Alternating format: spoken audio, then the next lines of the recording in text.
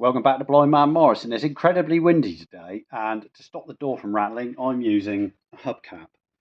But that's not what it's about. We're talking about the oil pressure switch on your A-series engine in your Morris Minor. So this is where your distributor would be. So we've taken it out so you can see where the switch is, and just above it here, to the back and left of the distributor on your engine block is the oil pressure switch, and it's on the earth side of your oil warning light. So when the ignition on, this switch is earthed all the time until the oil pressure comes up when the engine's turned on and separates the contacts inside the switch, disconnects the circuit, and your oil light will go off. So let's pop the switch out and have a look. So inside the switch there's a simple diaphragm. I don't know if you can see the orifice there. Can you see that? Yep.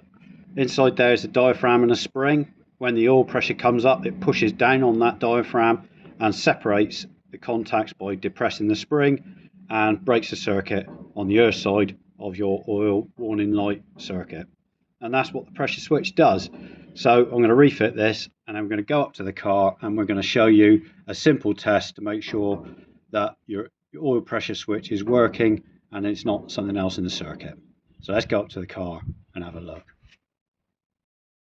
So here we are in the engine bay up by the car, and I've disconnected the oil lead for the pressure switch to the bulb, and I've recreated the circuit using my test light, and I can test it now because I'm just earthing it through the block, through the engine. And I'm going to test the switch when I find the contact. Hang on, my fingers are in the way. There you go. So we know there's live current through that switch. What we want to know is when the oil pressure comes up, does that switch then push the contacts apart and break that circuit? So we're going to get the engine running and test the pressure switch.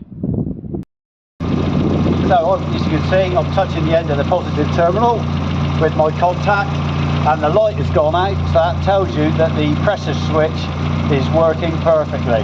We're going to turn the engine off and carry on from there. So now we know that the oil pressure switch is working, so we know that's not an issue. So what has happened if your oil light comes on and stays on when you start your engine?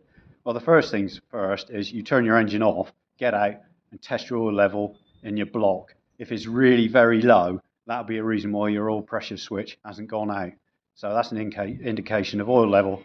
The other reason is if you've just fitted an LED bulb and the oil light doesn't go out when the engine's running, you may have fitted the bulb incorrectly 180 degrees out, because they are polarity sensitive.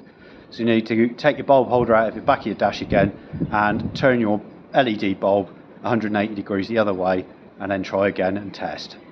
And I think that's all there is to it. And there we go.